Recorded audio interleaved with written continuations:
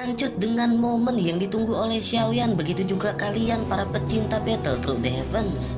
Waktu 1 bulan telah berlalu dan kini tiba saat bagi mereka untuk pergi ke klan Yao.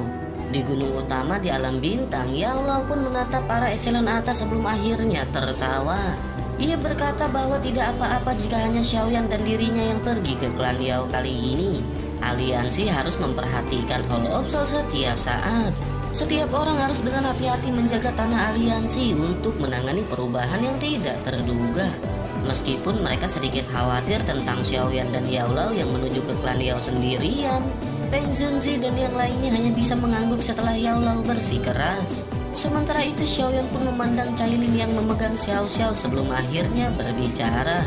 Xiaoyan meminta Cailin untuk menjaga Xiao Xiao dan aliansi dengan baik. Cailin pun mengangguk setelah mendengar perkataan Xiaoyan. Dengan kekuatannya saat ini, selain dari Xiao Chen dan leluhur dari Pil Tower, tidak ada seorang pun di aliansi yang mampu melampaui dirinya. Setelah itu Yao Lao pun perlahan naik ke langit saat ia menertawakan semua orang. Selanjutnya ia berbalik dan bergegas keluar dari dunia binatang. Tubuh Xiaoyan pun segera melintas di belakangnya dan dengan cepat mengikuti. Diceritakan klan Yao terletak di pegunungan Shenglong yang terletak di ujung selatan dataran tengah. Sementara itu upacara pengobatan adalah acara terpenting dari klan Yao. Hal itu tidak diadakan pada hari-hari yang tetap. Pelaksanaannya akan berubah tergantung pada bagaimana berbagai peristiwa berkembang. Singkatnya, upacara pengobatan ini agak mirip dengan Pil Gathering dari Pil Tower. Sementara itu di sisi lain Xiaoyan dan Yao Lao pun telah sampai sebelum akhirnya mereka segera mendarat. Beberapa sosok penjaga berdiri di dekat pintu masuk.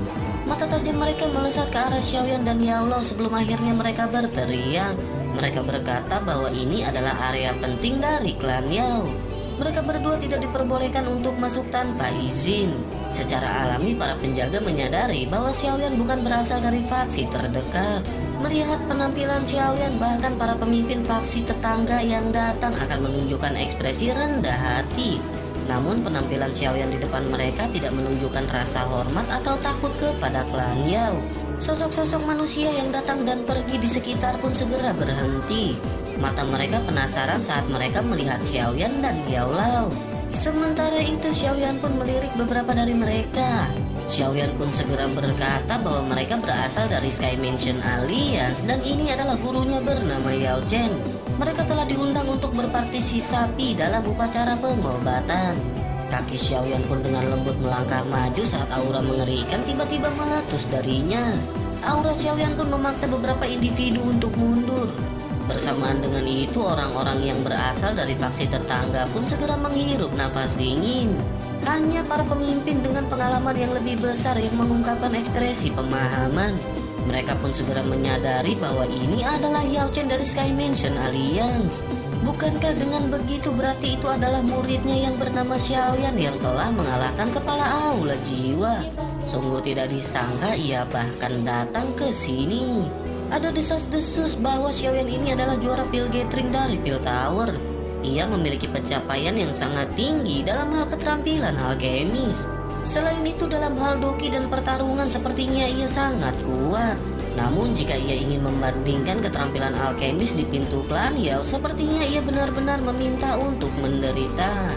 Sementara itu ekspresi beberapa penjaga itu pun sedikit berubah setelah mendengar suara lembut di sekitarnya. Nama Xiaoyan ini sangat terkenal bahkan di antara klan kuno ini. Klan Xiao yang telah ditolak masih berhasil menghasilkan individu yang luar biasa dan ini adalah keajaiban. Sementara itu Xiaoyan pun secara acak segera melemparkan token giok. Seorang penjaga segera menerimanya dan mempelajarinya sejenak sebelum akhirnya menghela nafas lega. Akhirnya mereka pun segera mengizinkan keduanya untuk masuk. Setelah keduanya masuk, mereka pun segera dihampiri oleh seseorang yang segera mengantarkan mereka. Ia memimpin mereka ke seekor burung besar yang pada saat ini sudah ada beberapa ratus sosok yang berdiri di atasnya. Keduanya pun segera naik dan mencari tempat yang sepi menghindari kerumunan orang banyak. Setelah perjalanan setengah jam, Xiaoyan merasakan kecepatan burung besar ini melambat. Mata Xiaoyan pun melihat ke kejauhan dan melihat bagian awan di mana sebuah gunung menjulang yang menembus awan muncul di hadapannya. Burung besar pun mengitari gunung sebelum akhirnya mendarat di sebuah alun-alun. Xiaoyan dan Yao pun perlahan turun sebelum akhirnya Yao melihat sekeliling yang familiar dan menjadi sedikit linglung. Tak lama setelah itu sebuah tawa pun segera ditransmisikan ke telinga Yao Chen. Sesosok segera berkata, ia bertanya-tanya siapakah orang yang tidak tahu aturan.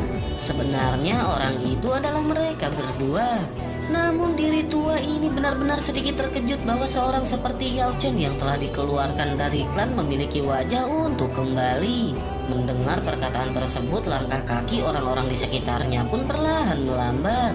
Mereka memandangi lelaki tua itu yang perlahan berjalan dengan senyum dingin. Sementara itu Xiaoyan pun segera menyadari bahwa itu adalah sosok Yao Wangui. Orang-orang di sekitar Yao Wangui yang merupakan para penjilat segera mulai berbicara.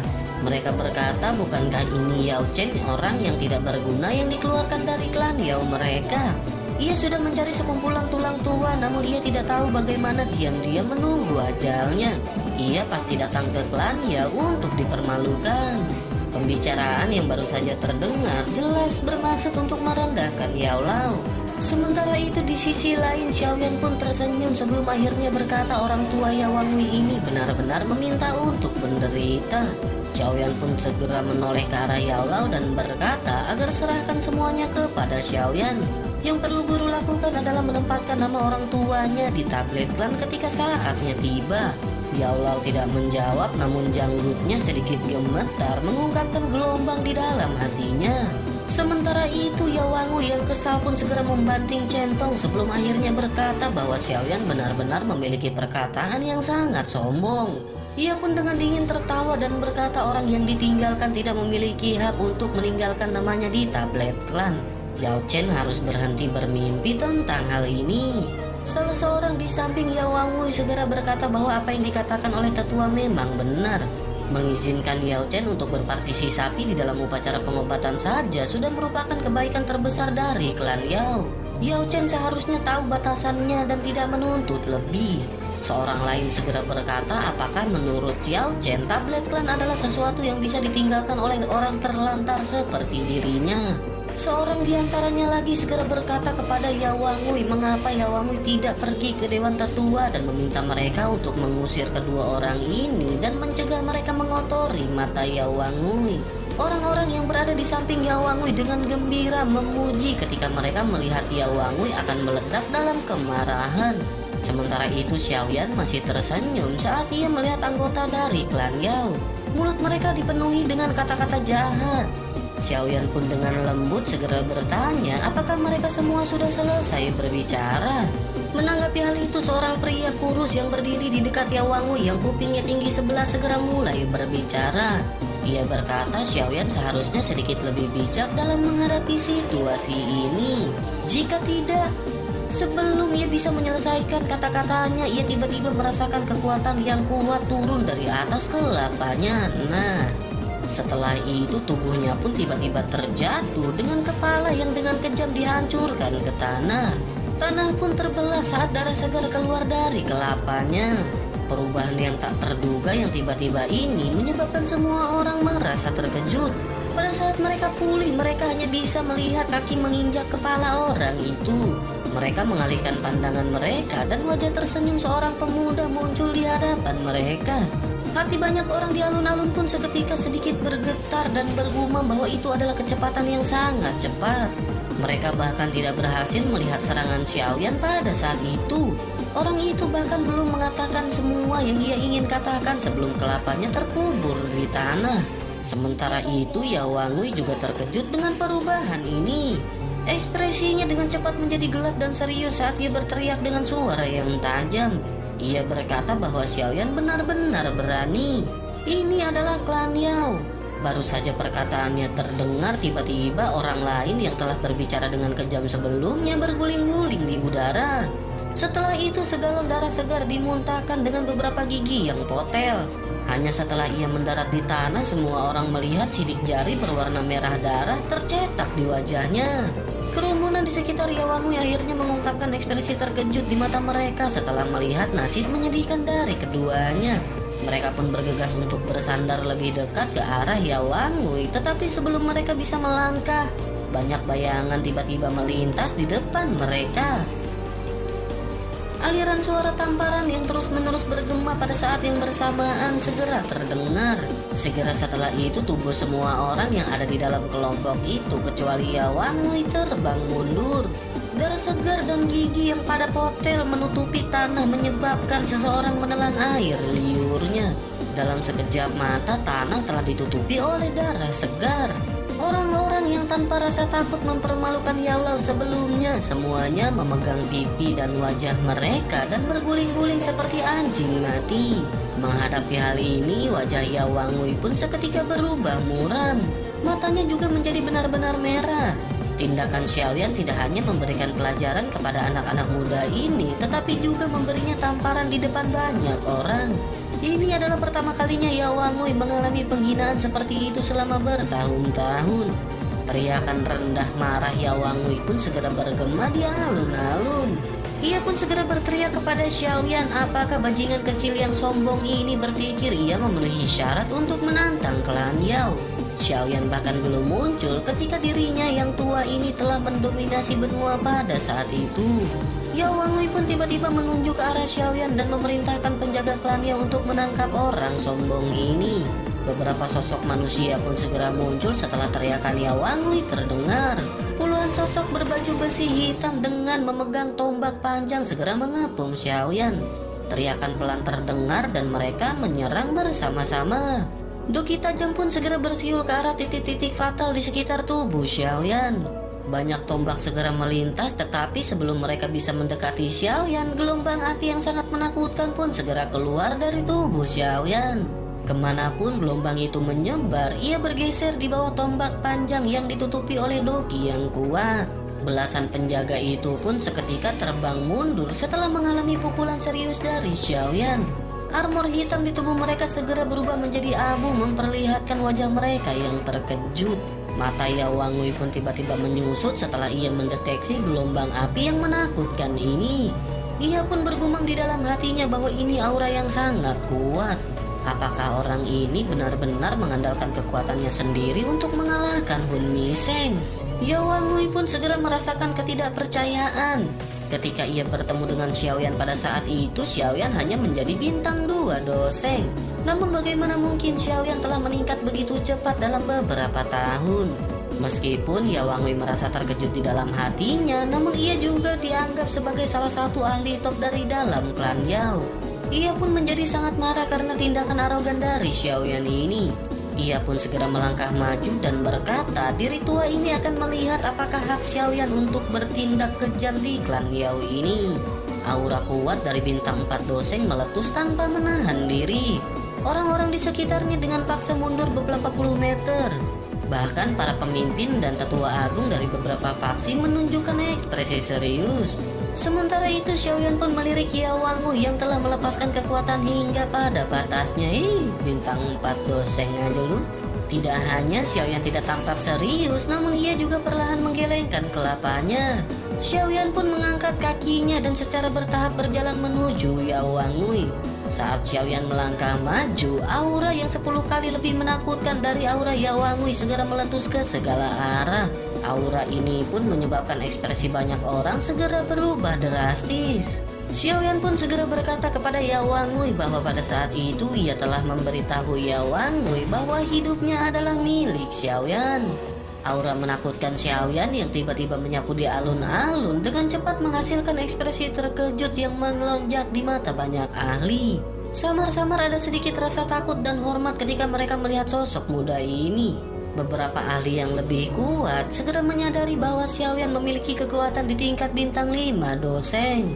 Sementara itu ekspresi Yawangui menjadi sangat jelek saat aura Xiaoyan meletus. Ia tidak menyangka bahwa Xiaoyan tidak hanya mengejarnya dalam tahun-tahun yang singkat ini, namun ia bahkan telah melemparkannya jauh ke belakang.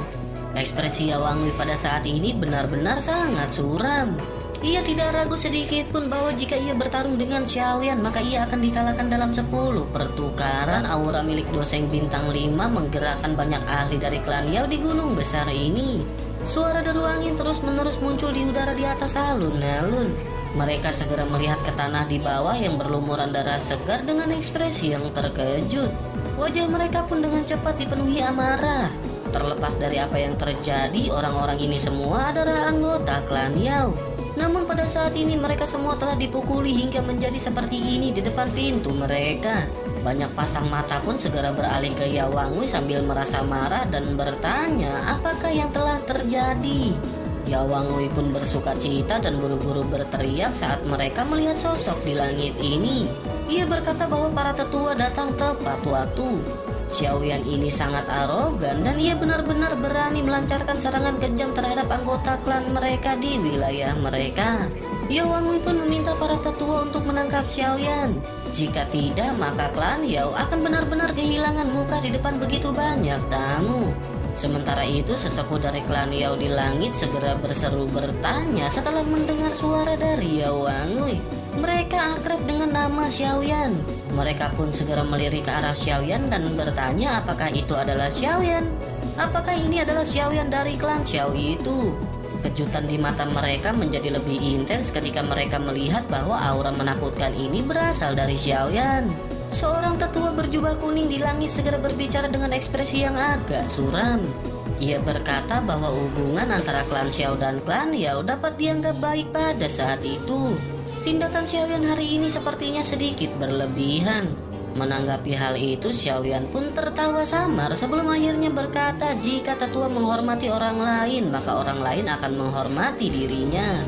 Jika klan Yao mempermalukan orang lain, maka orang lain juga akan mempermalukan dirinya. Ekspresi Xiaoyan tidak berubah karena banyak tetua klan Yao yang melayang di langit. Mata Xiaoyan hanya terpaku pada Yao Wangui. Senyum sedingin es yang terbentuk di sudut mulut Xiaoyan menjadi lebih padat. Sementara itu ekspresi Yao Wangui pun menjadi dingin setelah melihat senyum dari Xiaoyan. Ia pun segera berteriak keras dan bertanya apa yang Xiaoyan rencanakan.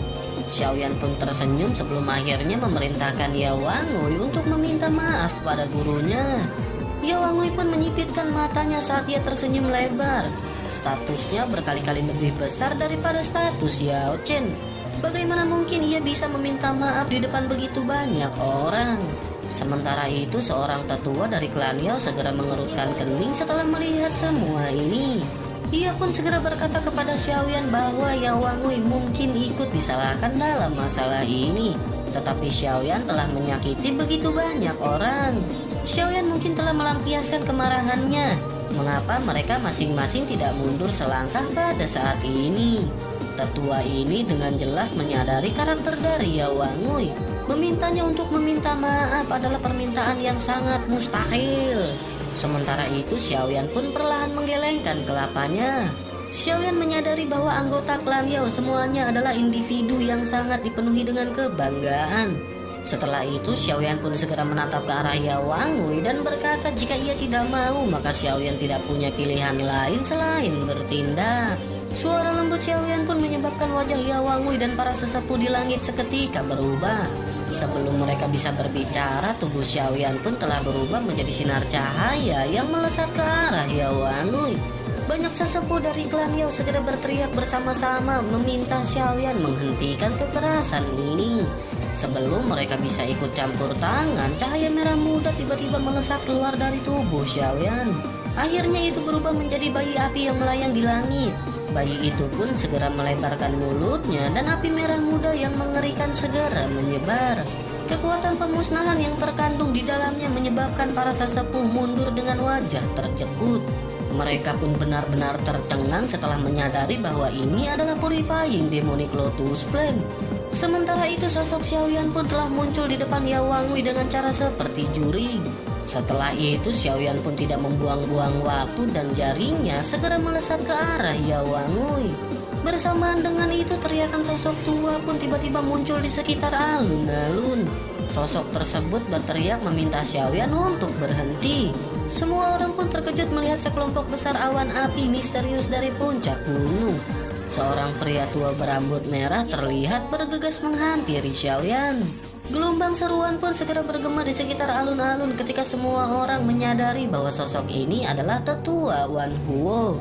Sungguh tidak terduga bahkan orang ini telah terganggu. Sementara itu Xiaoyan pun mengerutkan kening saat pria tua berambut merah ini muncul. Xiaoyan pun bertanya-tanya apakah sosok ini adalah dosen bintang 6. Setelah itu Xiaoyan pun melirik ke arah Yawang Wei di depannya yang wajahnya menunjukkan kegembiraan liar dan kekejaman yang gelap. Mata Xiaoyan pun sekali lagi menjadi sedingin es dan serangan Xiaoyan tidak melemah. Angin tajam segera naik dari jarinya saat dengan kejam menekan ke arah Yawang Wei. Yawang Wei pun menjadi marah saat melihat Xiaoyan terus datang ke arahnya. Yawang Wei pun segera berteriak apakah bajingan kecil ini berpikir bahwa diri tua ini takut kepadanya. Doki pun segera bersiul keluar dari tubuhnya dan tangannya yang agak kuno dan kekuningan disertai dengan angin aneh saat itu dengan marah menghantam Xiaoyan. Xiaoyan pun mengangkat matanya saat Yawang Wei melawan sebelum akhirnya kedua jarinya sedikit melengkung. Xiaoyan kemudian menekan jarinya ke depan dengan kecepatan seperti MX dan menghantam telapak tangan orang tua itu dengan keras. Angin tajam di telapak Yawang Wei pun dengan cepat terkikis saat bersentuhan dengan rasa sakit yang menusuk jantung yang ditransmisikan dari telapak tangannya. Sebuah lubang berdarah segera terbentuk sementara angin yang menakutkan membalik tubuhnya.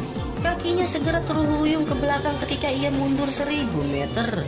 Dua selokan yang dalam muncul di alun-alun dan sebaskom darah segar juga diludahkan dengan menyedihkan dari mulut Yawang Wei. Ia pun segera menstabilkan tubuhnya sebelum akhirnya mata Yawang Wei pun berubah menjadi merah darah setelah ia dikalahkan dalam satu serangan.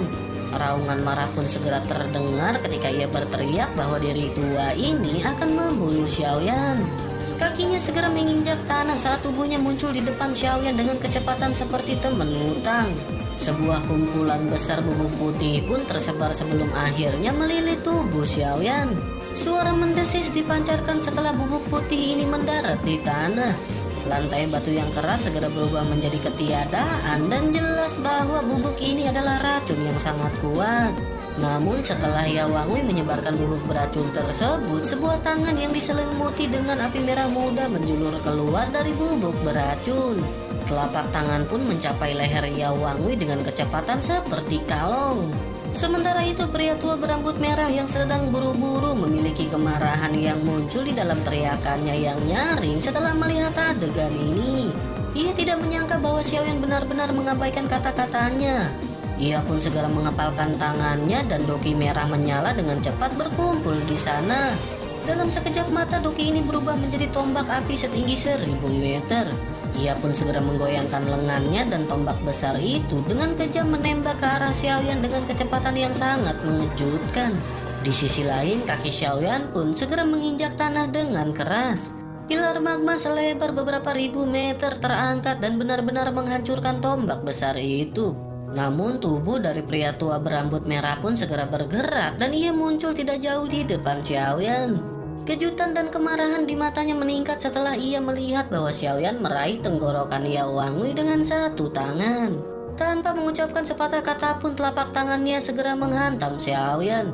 Kecepatannya telah menyebabkan telapak tangan tidak tampak nyata saat bergegas ke depan.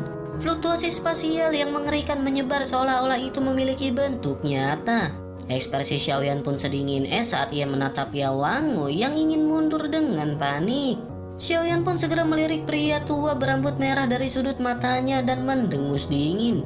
Dengan jentikan jarinya, sosok hitam muncul di sampingnya. Setelah itu sosok hitam pun segera mengayunkan kedua tangannya dan bertabrakan dengan pria tua berambut berapi-api di depan mata semua orang. Tabrakan telapak tangan mereka menyebabkan angin yang tak terlihat segera meletus. Kontak keras itu segera ditutupi dengan retakan yang padat. Udara bergetar dan kedua sosok itu pun terhuyung mundur